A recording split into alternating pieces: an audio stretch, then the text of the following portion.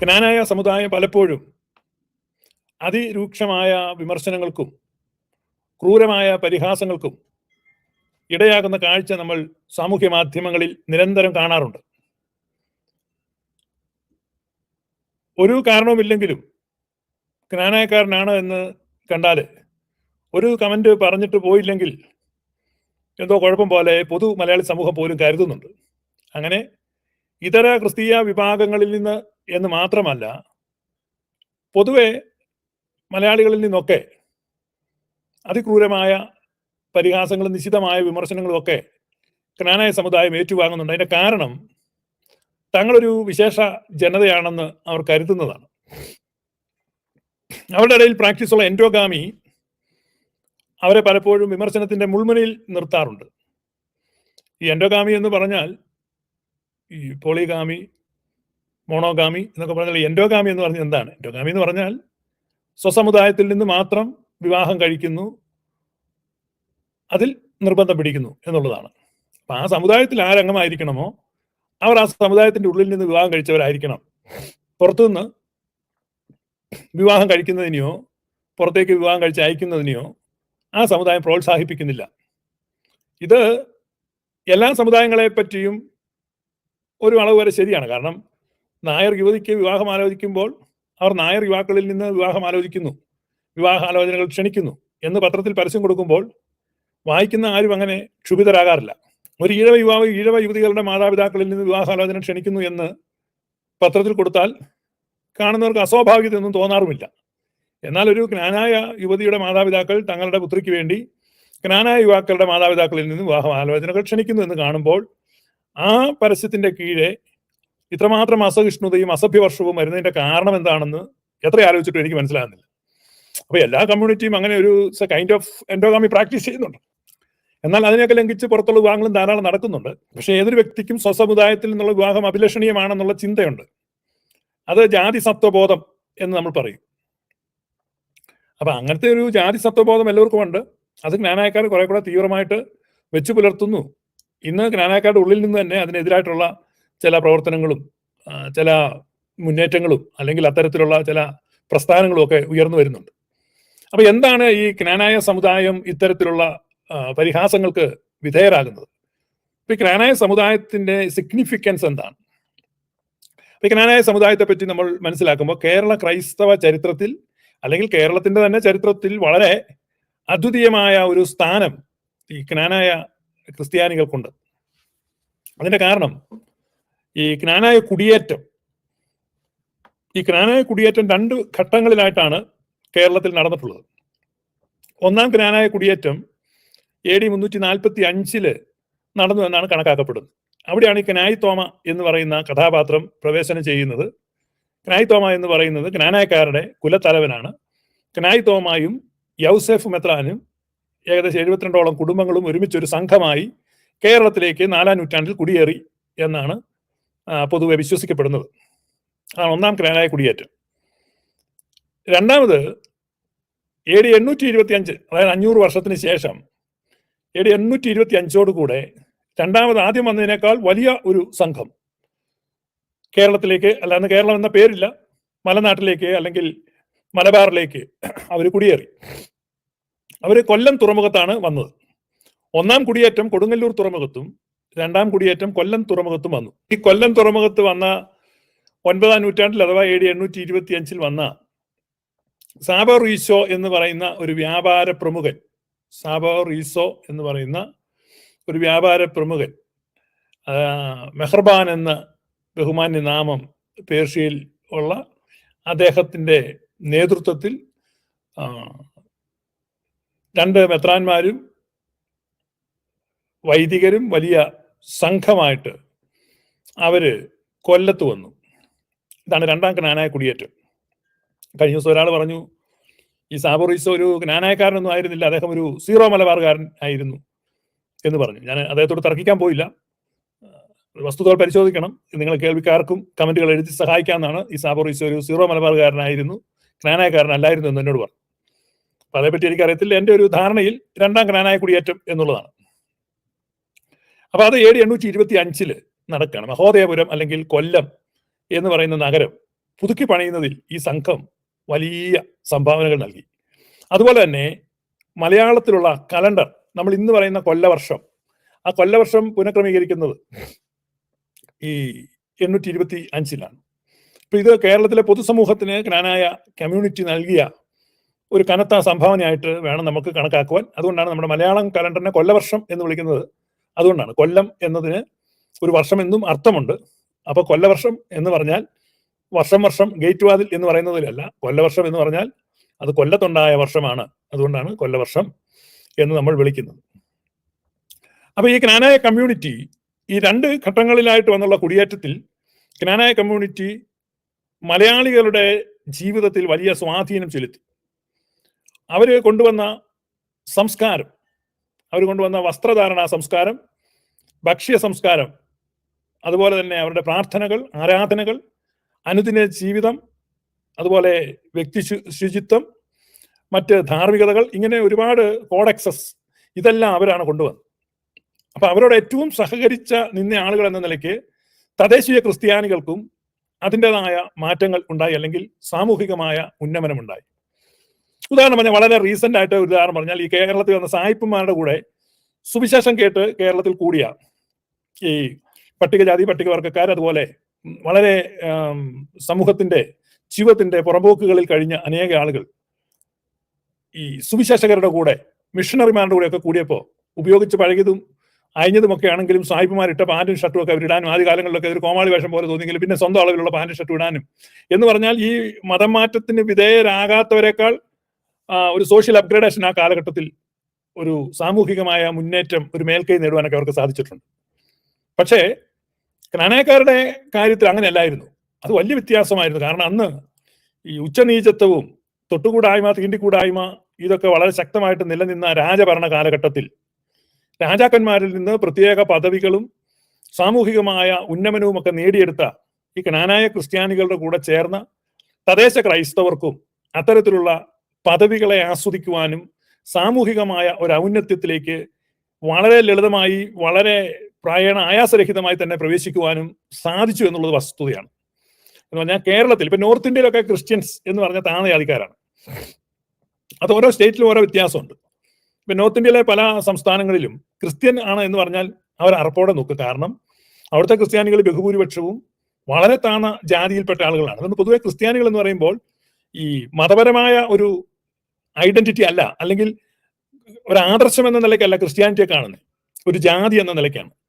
അപ്പൊ അവിടെ ക്രിസ്ത്യാനികളായിരിക്കുന്നത് ദളിത് വിഭാഗത്തിൽപ്പെട്ട, അല്ലെങ്കിൽ ഏറ്റവും അടിച്ചമർത്തപ്പെട്ട, അല്ലെങ്കിൽ ഹീനജാതി എന്ന് കരുതിയിരിക്കുന്നവരാണ്. അതുകൊണ്ട് തന്നെ ക്രിസ്ത്യാനികൾക്ക് അങ്ങനെ വലിയ സോഷ്യൽ പ്രസൻസ് ഒന്നുമില്ല. അതുകൊണ്ട് ക്രിസ്ത്യാനി എന്ന് പറഞ്ഞാൽ അത്ര മെച്ചമല്ല, പുച്ഛമായിട്ടാണ് നോക്കുന്നത്. പക്ഷെ കേരളത്തിൽ വരുമ്പോൾ സ്ഥിതി വ്യത്യാസമാണ്. കേരളത്തിൽ ക്രിസ്ത്യൻ എന്ന് പറയുമ്പോൾ സാമൂഹികമായി അല്പം കൂടെ ഔന്നത്യമുള്ള വിഭാഗമാണ്. ഞാൻ ഇന്നത്തെ കറണ്ട് സാഹചര്യത്തിലല്ല പറയുന്നത്. ഇന്ന് അത്തരത്തിലുള്ള വിവേചനങ്ങളില്ല, ജാതിപരമായ വിവേചനങ്ങളോ ഉച്ചനീചത്വങ്ങളോ കേരളത്തിൽ ഇല്ല എന്നുള്ളതാണ് ഇന്നത്തെ വസ്തുത. എന്നാൽ കുറച്ച് നാളുകൾ മുമ്പ് വരെ കേരളത്തിൽ അത്തരത്തിലുള്ള ഒരു വ്യതിയാനം നിലനിന്നിരുന്നപ്പോൾ കേരളത്തിൽ ബ്രാഹ്മണരോടോ അല്ലെങ്കിൽ മറ്റ് ഉന്നത കുലജാതരോടോ ഒക്കെ ഒപ്പം വേദി പങ്കിടാനോ മേശ പങ്കിടാനോ ഒക്കെ അവകാശവും അധികാരവും അത്തരത്തിലുള്ള നിലവാരവും ഒക്കെ ഉള്ള വിധത്തിലേക്ക് ക്രൈസ്തവർ ഉയർത്തപ്പെട്ടത് ഈ ജ്ഞാനായ കുടിയേറ്റത്തിലൂടെ സിദ്ധിച്ച രാജപ്രീതി കൊണ്ടും രാജശാസനങ്ങൾ കൊണ്ടുമാണ് എന്നുള്ളത് ആർക്കും വിസ്മരിക്കുവാനോ നിഷേധിക്കുവാനോ കഴിയാത്ത ഒരു ചരിത്ര സത്യമാണ്. ഇതാണ് ജ്ഞാനായ കുടിയേറ്റത്തിന്റെ ഒരു ആമുഖം. 2 സംഘമായിട്ട് അവർ വന്നു. എന്നാൽ പിന്നീട് ഈ ജ്ഞാനായ കുടിയേറ്റത്തിൽ ഈ അവര് കൊണ്ടുവന്ന വലിയ നിധി നിക്ഷേപങ്ങൾ അല്ലെങ്കിൽ സമ്പത്ത് ഉപയോഗിച്ചാണ് കേരളത്തിൽ പല പുരാതന പള്ളികളും പണിതിട്ടുള്ളത്. അല്ലാതെ കേരളത്തിലെ ആ കാലഘട്ടത്തിൽ ഇപ്പൊ വളരെ സമീപ കാലഘട്ടത്തിൽ വരെ കേരളത്തിലെ പള്ളികളിൽ മണൽ വിരിച്ച പള്ളികളും വളരെ ദരിദ്ര പശ്ചാത്തലത്തിലും, നമുക്കറിയാം കേരളത്തിന് ഇപ്പം ഉണ്ടായിട്ടുള്ള ഒരു സാമ്പത്തികമായ പുരോഗതി എന്നൊക്കെ പറഞ്ഞാൽ ഈ പേർഷ്യൻ പണം, അല്ലെങ്കിൽ പിന്നീട് ഗൾഫ് ബൂം, പിന്നീട് അമേരിക്കൻ പണം, പിന്നെ അല്ലെങ്കിൽ യൂറോപ്പിലേക്കുള്ള കുടിയേറ്റം, ഇതൊക്കെ വളരെ കൃത്യമായിട്ട് അടയാളപ്പെടുത്തിയ കഴിഞ്ഞ ഒരു 60 വർഷത്തിനിടയ്ക്ക് ഉണ്ടായിട്ടുള്ള ഒരു സാമ്പത്തിക പുരോഗതി മാത്രമാണ് കേരളത്തിനുള്ളത്.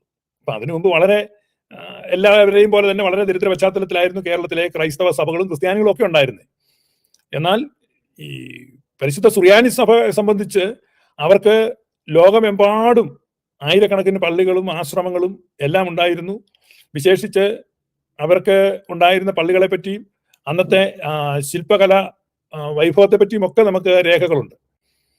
കേരളം അങ്ങനെ ഒരു വളരെ പുരോഗതി പ്രാപിച്ച ഒരു സ്ഥലമായിരുന്നില്ല. കഴിഞ്ഞ ദിവസം ഒരു വ്യക്തിയുടെ പരാമർശം, ഇന്ത്യൻ ഓർത്തഡോക്സ് വിഭാഗത്തിൽ നിന്നുള്ള ഒരു വ്യക്തിയുടെ പരാമർശം ഉണ്ടായിരുന്നു. അവിടുന്ന് വന്ന പിതാക്കന്മാരൊക്കെ ഇവിടുന്ന് പണം കൊണ്ടുപോകുവാനായിരുന്നു എന്നൊക്കെ. അത് ഇന്നത്തെ നിലവാരത്തിലാണ് അദ്ദേഹം ചിന്തിക്കുന്നത്. എന്നാൽ അങ്ങനെ ഒരു മെച്ചപ്പെട്ട അവസ്ഥയൊന്നും കേരളത്തിൽ ഇല്ലായിരുന്നു. പിന്നെ കേരളത്തിലാകെ ചുരുക്കമായ ചില പള്ളികൾ പണിതു എന്ന് പറഞ്ഞാൽ അത് ഈ ക്നാനായ കുടിയേറ്റക്കാർ കൊണ്ടുവന്ന സമ്പത്ത് ഉപയോഗിച്ച് അവർ പണിത പള്ളികളാണ് പഴയ കാലത്ത് കേരളത്തിൽ കൊള്ളാകുന്ന പള്ളികളായിട്ടൊക്കെ പണിയപ്പെട്ടിട്ടുള്ളത്. തദ്ദേശവാസികൾ പണിതിട്ടുള്ള പള്ളികളൊക്കെ വളരെ ദരിദ്രമായിരുന്നു. അല്ലെങ്കിൽ തന്നെ കേരളത്തിൽ ക്ഷേത്രങ്ങൾ പോലും പുരാതന ക്ഷേത്രങ്ങളിൽ, നിങ്ങൾ കേരളത്തിൽ എത്രയാണ് പുരാതന ക്ഷേത്രം കണ്ടിട്ടുള്ളത്? തമിഴ്നാട്ടിലുണ്ട്.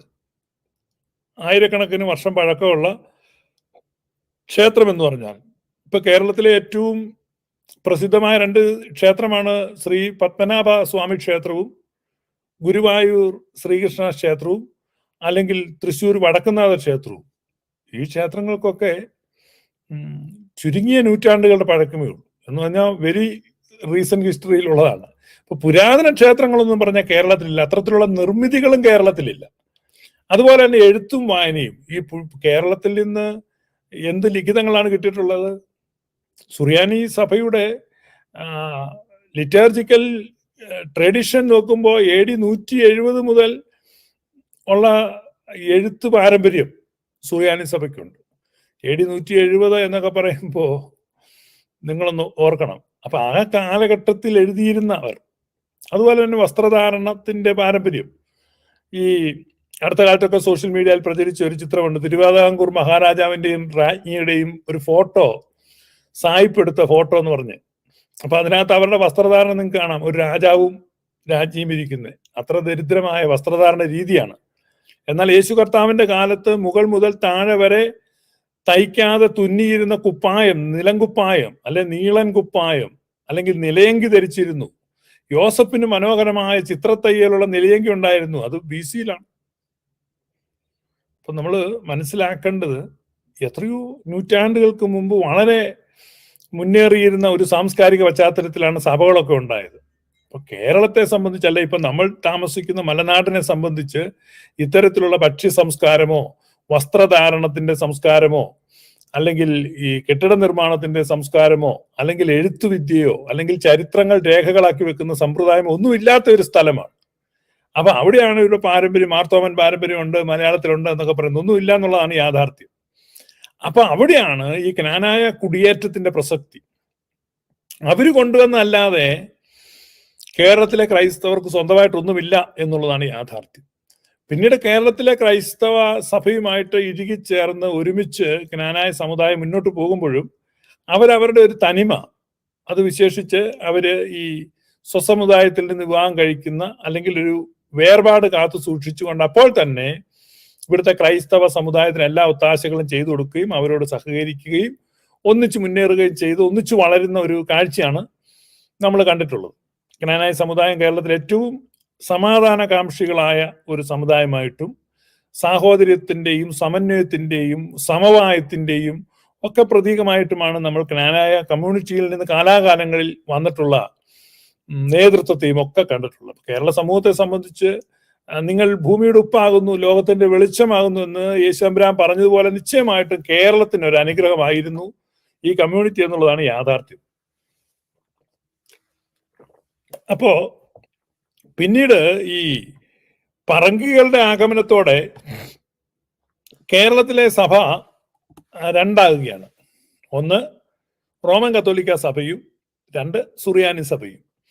ഇങ്ങനെ രണ്ടായിട്ട് പിരിയുമ്പോൾ വളരെ ദൗർഭാഗ്യകരമായ ചില സംഭവവികാസങ്ങൾ കേരള തീരത്തുണ്ടാകുന്നുണ്ട്.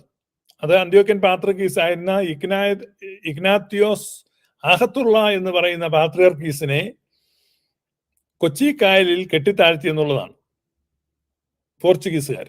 അതേ തുടർന്ന് രോഷാകുലരായ സുറിയാനി ക്രിസ്ത്യാനികൾ, ഏകദേശം 25,000-ഓളം സുറിയാനി ക്രിസ്ത്യാനികൾ മട്ടാഞ്ചേരി കൂടിയെന്നും അവര് കുരിശിൽ ആലാത്ത് കെട്ടി സത്യപ്രതിജ്ഞ എടുത്തു എന്നുമാണ്.